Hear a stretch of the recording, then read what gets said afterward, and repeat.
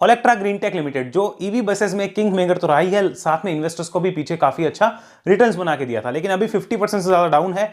और रीसेंट में मैनेजमेंट ने कौन कॉल में कुछ चीजें बताई है जो हमें समझनी चाहिए और उसको रिव्यू करके देखना चाहिए। अभी यह समझना जरूरी है कि यहां एक वैल्यू बाइंग है या फिर अभी भी ट्रेंड बेरिश चलता रहेगा, उस चीज को हमें समझना और सीखना बहुत इंपॉर्टेंट है। ध्यान रखिए, वीडियो प्योरली आपकी लर्निंग, एजुकेशन और आपके एक नॉलेज के लिए है, किसी टाइप से कोई रिकमेंडेशन नहीं है। वीडियो को करते हैं स्टार्ट। मैं Shubham, SEBI registered research analyst, guide करूंगा आपको इस वीडियो में। और उससे पहले आप सभी को महाशिवरात्रि की हार्दिक शुभकामनाएं और आप सभी को मेरी तरफ से जय महाकाल। आइए चलते हैं यहां पर। ये देखिए, करेक्शन जो है दैट इज 54-55% यहां पर हो चुका है और ये अपने एक इंपॉर्टेंट सपोर्ट के पास है, जो कि इसका टॉप था दिसंबर 2021 में। तो अगर पिछले 4.5 साल का रिटर्न देखा जाए, लगभग 4 साल का रिटर्न अगर देखा जाए तो जीरो है, अगर किसी ने यहां पे टॉप पे लगाया है तो ये हमें ध्यान रखना होगा। अब एक बार जरा चलते हैं इनके इंपॉर्टेंट डाटा पे जो मैंने रिसेंट में प्रिपेयर करे हैं, उसके बाद हम चलेंगे यहीं पे इनके पूरे फंडामेंटल स्ट्रक्चर पे। सो ओलेक्ट्रा ग्रीन टेक स्टार्टिंग से शुरू करते हैं। हम मानते हैं कि एक आप नए इन्वेस्टर हैं जो पहली बार इस वीडियो को देख रहे हैं। तो ओलेक्ट्रा ग्रीन टेक बिजनेस क्या करती है? देखो भाई, इलेक्ट्रिक व्हीकल है उससे पैसे कमाती है और एक इंसुलेटर डिवीजन है उससे भी पैसे कमाती है। तो ईवी जो डिवीजन है उसमें क्या करती है, 7 मीटर, 9 मीटर, 12 मीटर की और इंटरसिटी कोच जो है वो बसेस बनाती है, इलेक्ट्रॉनिक बसेस बनाती है। अब ये इलेक्ट्रॉनिक बसेस के साथ साथ इलेक्ट्रॉनिक ट्रक और टिपर्स भी बना रही है। Now what is tippers?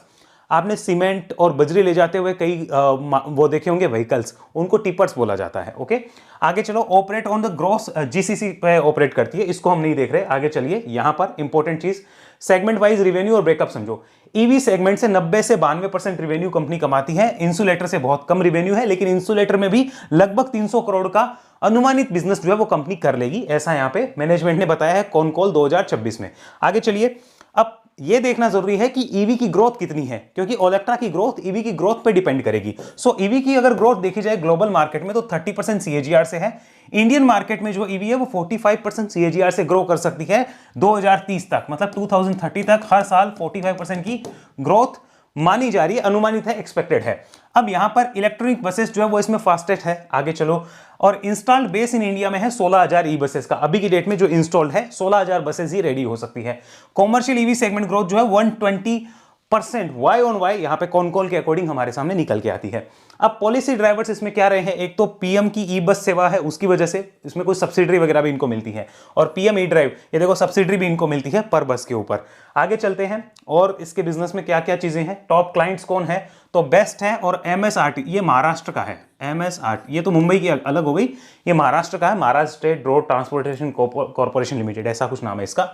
इन्होंने इनको बसेस का ऑर्डर दिया था जिसको इन्होंने डिले कर दिया था। उसके बाद में मई के अंदर इश्यू हुए थे, कुछ मई 2025 में शायद इश्यू हुए थे, और फिर से कंपनी का टाइम खराब ही चल रहा है क्योंकि इन्होंने डिलीवरी टाइम पे पूरी नहीं करी थी, फिर वो ऑर्डर भी शायद उन्होंने वापस ले लिया था। इसके अलावा तमिलनाडु में इनका काम है, पीएमपीएल में है, वेरियस स्टेट ट्रांसपोर्ट अंडरटेकिंग है वो करवा रही है, और प्राइवेट सेगमेंट एमर्जिंग हो रहा है जिसमें माइक्रोसॉफ्ट एम्प्लॉय ट्रांसपोर्ट, फ्रेश बस इंटरसिटीज, ये कॉन कॉल की तरफ से रिपोर्टिंग आई है। नेक्स्ट चलते हैं, ऑर्डर बुक क्या है भाई? तो ऑर्डर बुक में अभी देखो 9,000 से ज्यादा ई बसेस का इनके पास ऑर्डर है।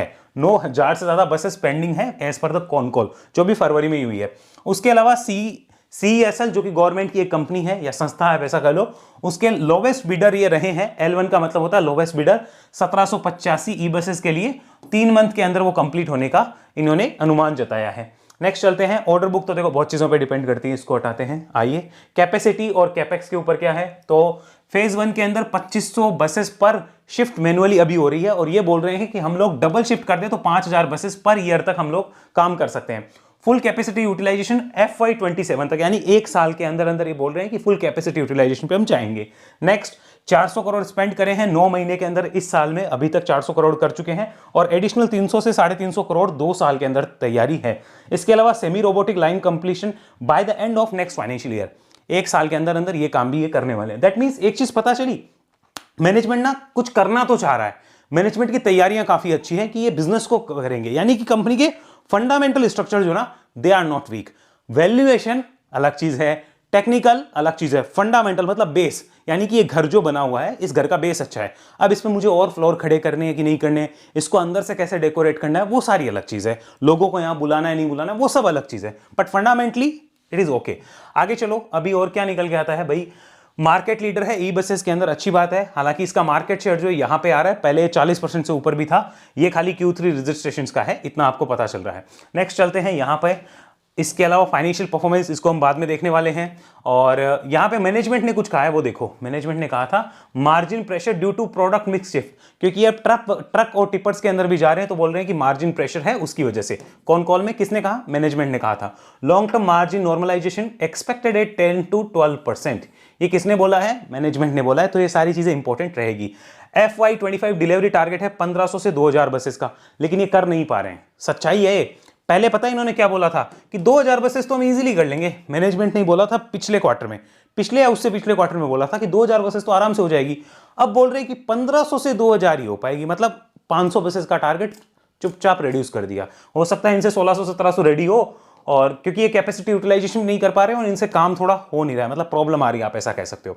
और next near term production target जो है ना, ये देखो, ये रखा है 200 बसेस पर मंथ, यानी कि 2400 बसेस इनको साल की रेडी कराने की कोशिश ये करेंगे। बोल रहे हैं हम कोशिश करेंगे, हालांकि हो नहीं रहा है, वो अलग बात है।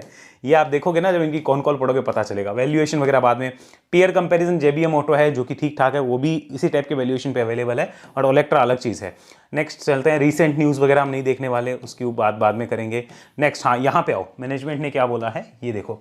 ग्रोथ में company aims to outperform industry CAGR, क्योंकि जैसे मैंने आपको बताया इंडस्ट्री का CAGR कितना और कंपनी कह रही है मैं उससे बेटर कर सकती हूँ। चलो बढ़िया बात है। मार्जिन्स उन्होंने बता ही दिया। स्ट्रेटेजी, एग्जीक्यूशन डिसिप्लिन, ये सबसे इंपॉर्टेंट है। ये इंपॉर्टेंट क्यों है? क्योंकि आपको ऑर्डर्स तो मिल रहे हैं, पूरे आपसे हो नहीं रहे, मतलब काम बहुत है आपके पास, कर नहीं पा रहे हो, तो एग्जीक्यूशन डिसिप्लिन के ऊपर फोकस रखेंगे, उन्होंने बोला है। Next, expand into truck and intercity buses. Intercity buses, truck, tippers, जैसे मैंने आपको बताया उसकी भी तैयारी कर रहे हैं। दैट मींस मैनेजमेंट करना चाहता है, हो नहीं पा रहा है। इंप्रूव वर्किंग कैपिटल एफिशिएंसी, वो ऊपर थी बट मैंने दिखाई नहीं, ये तैयारी कर रहे हैं उसकी भी, उसको छोड़ देते हैं। Private market expansion once financing ecosystem improves. Private market का मतलब समझ गए, किसी प्राइवेट प्लेयर को चाहिए तो उसके लिए। आगे चलिए, शॉर्ट एनालिसिस की तरफ हम नहीं जाएंगे। नेक्स्ट चलते हैं, आओ हम लोग यहाँ पर इस डाटा पे, इसको थोड़ा सा मैं जूम करता हूँ सो दैट ईजी दिखे आपको। यस, ये रहा। अभी मार्केट कैप है लगभग यहाँ पर 8000 करोड़ की, और स्टॉक का ROC और ROE देखते हुए पी थोड़ा सा एक्सपेंसिव है। अभी एक्सपेंसिव क्यों है? पहले क्यों नहीं था?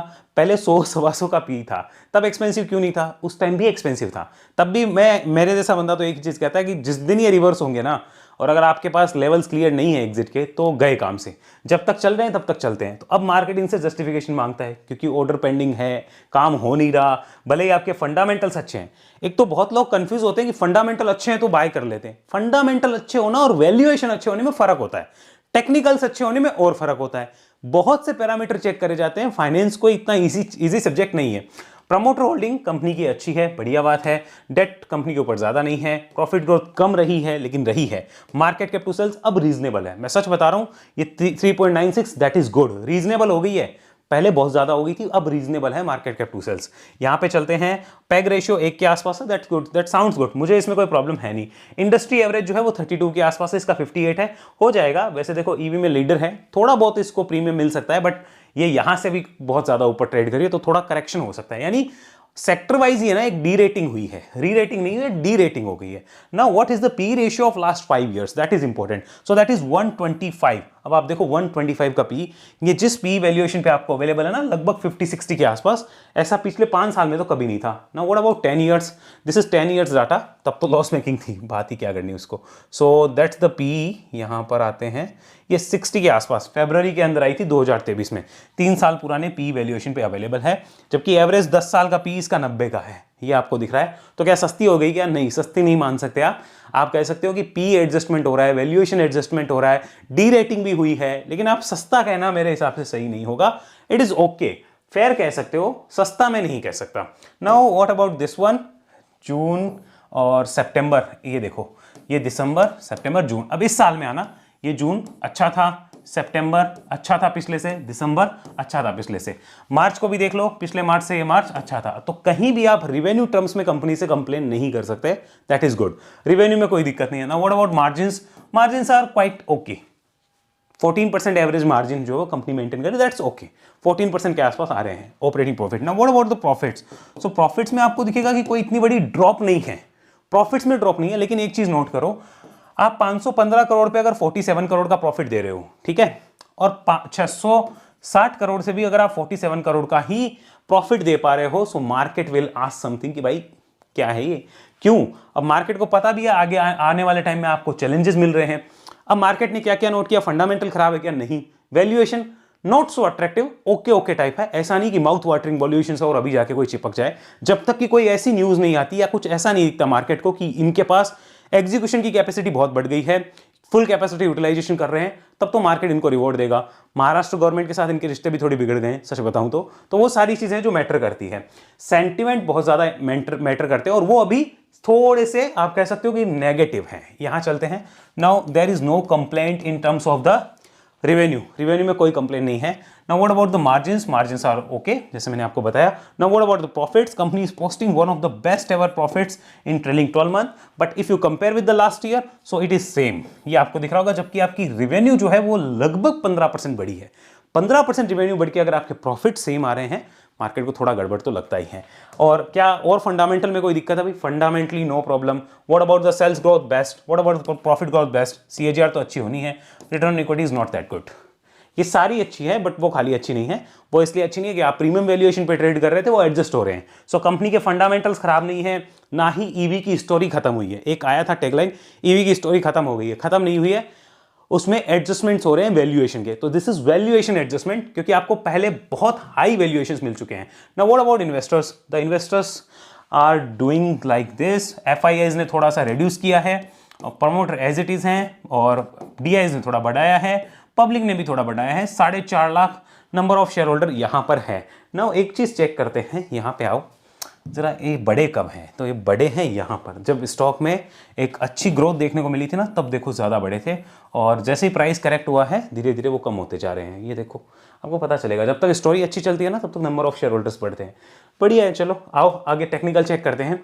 बाकी देखो एक चीज और नोट करवाऊं क्या, यहां देखना, जैसे इसको देखो, कोई भी चीज को हमेशा मैं एक चीज कहता हूं ना कि आप एफआईआई बाइंग देख लो, डीआई बाइंग देख लो, प्रमोटर बाइंग देख लो, कुछ भी देख लो, नेक्स्ट डिसीजन जो आपका होगा वो चार्ट बेसिस पे होगा। हालांकि इस मार्केट में तो वो भी हो सकता है खराब हो जाए, खराब तो क्या हो जाए, हो सकता है रिटर्न ना मिले, 15-20% ऊपर जाके स्टॉक घूम जाते हैं, लेकिन ठीक है। आप यहाँ देखो, यहाँ पे एफआईआईज ने बाइंग करी थी, बढ़िया। तो क्या ब्लाइंड हमें बाय करना चाहिए? नो। फिर से बाइंग करी तो क्या ये कहते हैं नहीं एफआई ले रहे हैं, एफआई मूर्ख थोड़ी है। एक कमेंट बहुत आता है, आपसे ज्यादा समझदार है एफआई, आपसे ज्यादा समझदार है डीआई। बिल्कुल है, लेकिन उनका विजन क्या है हमें क्या पता, हमें तो हमारा विजन देखना है ना। सो एफआईआईज ने लिया, उसके बाद भी तो गिरा ही है। सो इट इज नॉट लाइक कि वो गिरेगा नहीं। अब उन्होंने कम कर दी होल्डिंग, प्राइस तो गिरा ही है ना। सो हम ये नहीं कह सकते एफआईआई ने लिया है वो समझदार है तो हम ब्लाइंड ले लें। जिसको लगता है ना कि ब्लाइंड खेलना है वो बिंदास खेल सकते हैं, लेकिन sooner or later you will get the answer, और वो आंसर बड़ा खतरनाक होगा। यहाँ आ जाओ, अब इसको देखो जरा। एक चीज और, ये कहना कि मैं मल्टीबैगर शेयर्स को होल्ड करना चाहता हूँ, 10 साल के लिए कोई शेयर्स है तो मजा आ जाए, ये ऐसे करेक्शंस झेल पाओगे क्या? 85% दिख रहा है, 85% करेक्शन था, झेल पाएगा कि कोई? वो फालतू बातें हैं कि मैं मल्टीबैगर को 20 साल रखूंगा, ये करूंगा। देखो 99% जनता से तो होना नहीं है, 99 क्या, उससे 99.9 से ही नहीं होना है। ये फिर करेक्शन 60% का, ये 1.5 साल का था, पूरे 1.5 साल का करेक्शन था। अब जो है अगर आप देखोगे तो फरवरी 24 में लगा था, 2 साल से ज्यादा हो चुके हैं और अभी तक आप डाउन हो, देयर इज नो रिकवरी।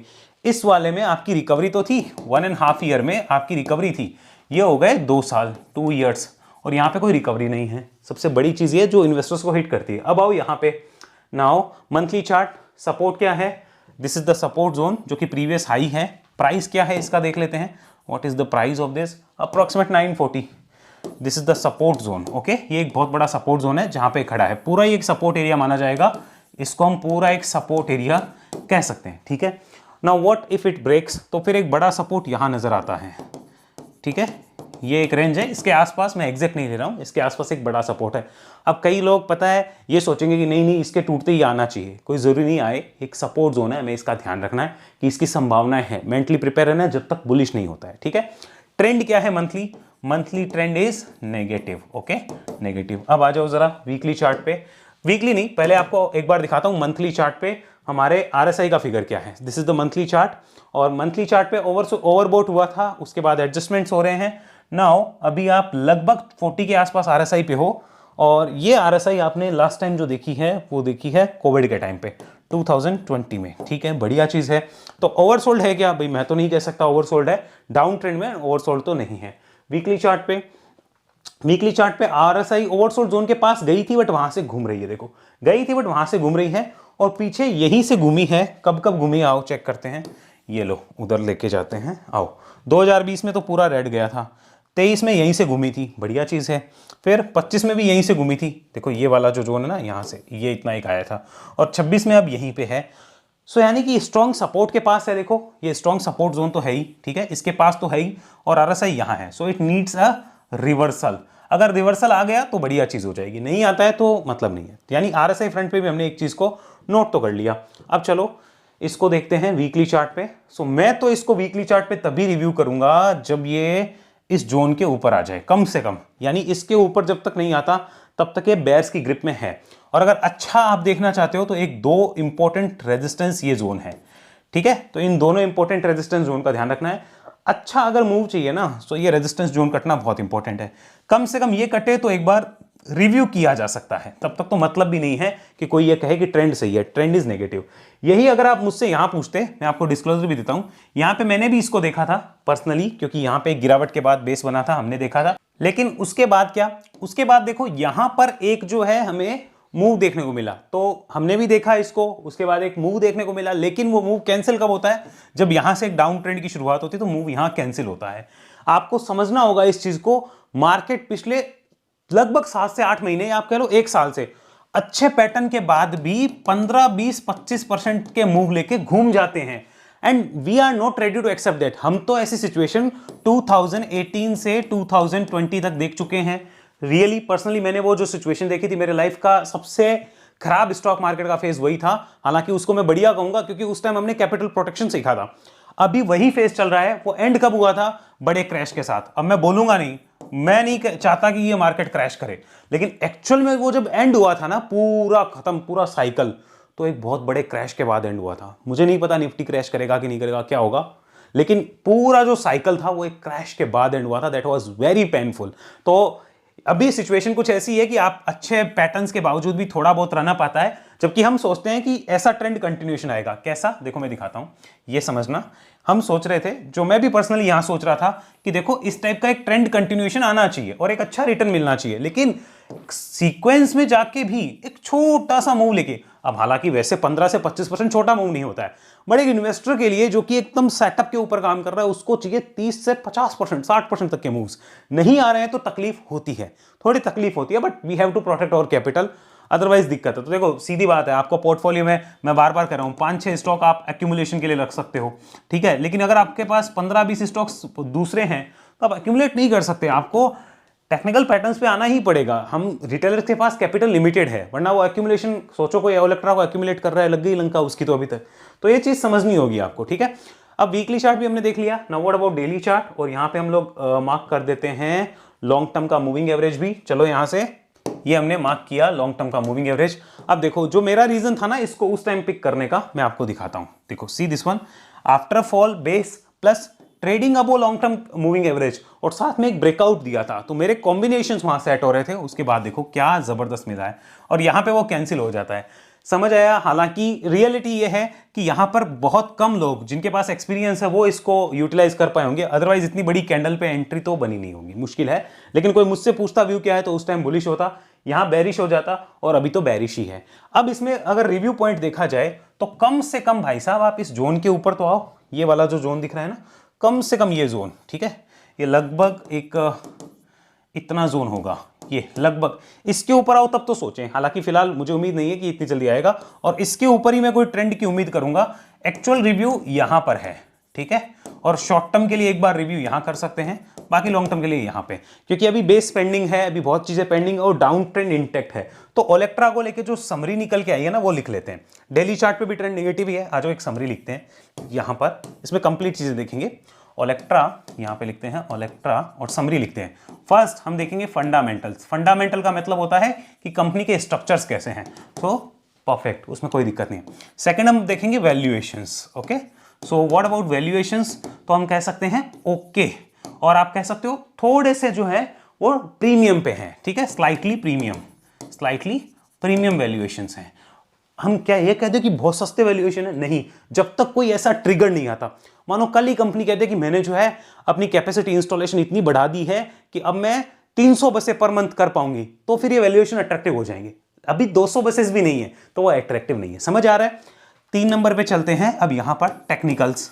आओ टेक्निकल पॉइंट पे देखते हैं। तो daily plus weekly plus monthly तीनों चार्ट हमें क्या बोल रहे हैं? ट्रेंड क्या है? नेगेटिव है। ओके, अच्छी चीज क्या है? आप सपोर्ट के पास ट्रेड कर रहे हो, अच्छी बात है। प्लस आपकी वीकली आरएसआई भी उसी जोन में है जो कि पिछले बार थी। हालांकि ये सब चीजें मैटर नहीं करती, क्यों? क्योंकि सपोर्ट के पास ट्रेड कर रहे हो तो खाली बुल्स की एक बार हलचल होगी। कैसे? जैसे मानो इस टाइप से आ रहा था, ठीक है, तो बुल्स ने यहां पे आपको थोड़ा सा एक सपोर्ट से बाउंस दिलवा दिया। लेकिन अगर आप चाहते हो कि वहां ट्रेंड कंटिन्यूएशन हो तो बेयर्स को आपको नलीफाई करके ऐसे जाना पड़ेगा, देन ये शॉर्ट टर्म और ये लॉन्ग टर्म सपोर्ट माना जाता है। समझ आया? सो फिलहाल ये सिचुएशन है नहीं। बॉटम आउट के 3 मेथड होते हैं, मैंने आपको बताया। फर्स्ट वन ये होता है जब ऐसे जाता है और बुल्स और बेयर्स के अटैक के बाद वो ऊपर निकलता है। सेकंड वन होता है कि स्टॉक नीचे आता है, बेस बनाता है ऐसे और फिर वो इस टाइप से निकलता है। This is second bottom out formation. Third bottom out formation होती है ऐसे आया और ऐसे निकल गया। ये मेरे को समझ में नहीं आती, मेरे को ये पकड़ में नहीं आती, मेरे को पकड़ना ही नहीं आता। ये वाली होती है तो हम देख लेते हैं, ये वाली होती है तो हम देख लेते हैं। कंडीशन, लॉन्ग टर्म के मूविंग एवरेज भी इसमें तब तक बुलिश होने चाहिए और उसके ऊपर होना चाहिए। लॉन्ग टर्म के मूविंग एवरेज भी बुलिश होने चाहिए और वहां पे उसके ऊपर होना चाहिए। इन दोनों में कंडीशंस होती है, तब हम उसको रिव्यू करते हैं। तो फिलहाल ओलेक्ट्रा जो है, अगर कोई देख रहा है तो वो क्या डिसीजन लेगा? एक बुल है वो कहेगा ये आपके पॉइंट ओके हैं दोनों, ठीक है, ठीक ठाक है, लेकिन टेक्निकल पे जब तक आप बुलिश नहीं हो हम क्या करेंगे? वेट एंड वॉच करेंगे। Okay, wait and watch. तो क्या इसका मतलब ये हो गया ओलेक्ट्रा खराब हो गई? नहीं, खराब नहीं है, हम रिव्यू करेंगे। रिव्यू कब करेंगे? जो हमने वो रेजिस्टेंस डिसाइड करे हैं उनके ऊपर रिव्यू, अबोव रेजिस्टेंस, ठीक है, उसके बाद हम करने वाले हैं। समझ आया? क्लियर हुआ? अब कल को मानो ओलेक्ट्रा है 3-4 महीने बेस बना के और मानो साल भर 2 साल बाद में चला जाता है 2000, तो पता है क्या कमेंट्स आएंगे? उस टाइम तो आपने मना किया था। कौन मना कर रहा है भाई? रिव्यू करेंगे। अगर वो 2000 जाएगा तो ऊपर काट के ही जाएगा ना, तब रिव्यू किया जाएगा। चीजों को समझो, आधा अधूरा मत देखो, पूरा वीडियो देखो। मैं जितनी आपको नॉलेज दे रहा हूं ये इतनी आसानी से नहीं मिलती। अगर आप कोशिश भी करना चाहोगे ना, फ्री में नॉलेज नहीं मिलती है। आप देखोगे तब चीजें आपके समझ आएगी और उन चीजों को समझ भी पाओगे। उम्मीद है वीडियो अच्छा लगा होगा। लाइक शेयर सब्सक्राइब जरूर करिएगा। मैंने अपनी तरफ से पूरी कोशिश करी है, फिर भी कोई गलती हुई हो तो क्षमा करने का कष्ट भी कर दीजिएगा। ऐसी एनालिसिस अगर आप सीखना चाहते हो तो वेव एनालिसिस हमारा रिकॉर्डेड लर्निंग प्रोग्राम है, उसके लिंक डिस्क्रिप्शन में है या फिर हमारे व्हाट्सएप नंबर पर संपर्क करके भी आप ले सकते हैं। उसका जो कोड है जो अभी वैलिड है, आज 15 तारीख का, आज वो लास्ट वैलिड है, 15 फरवरी तक, शुभ 10। ये 10% डिस्काउंट का कोड है जो अभी तक वैलिड है। अगर आप यूटिलाइज करना चाहें आप कर सकते हैं, कोई स्ट्रेटेजी देखना चाहें तो भी आप ये यूटिलाइज कर सकते हैं। अभी की डेट में ऑफर जो एक बार क्लोज होने वाला है, तो आज 15 तारीख को लास्ट ऑफर है। अगर आप देखना चाहें देख सकते हैं। इसके बाद ये ऑफर कब आएगा अगर आपको जानकारी चाहिए, हमारे नंबर आपके सामने है, व्हाट्सएप मैसेज करिएगा। हमारी कोई कॉलिंग लाइंस नहीं है, सारा कम्युनिकेशन राइटिंग में होता है। See you soon in the next video. अभी के लिए इतना ही। जय हिंद, जय भारत।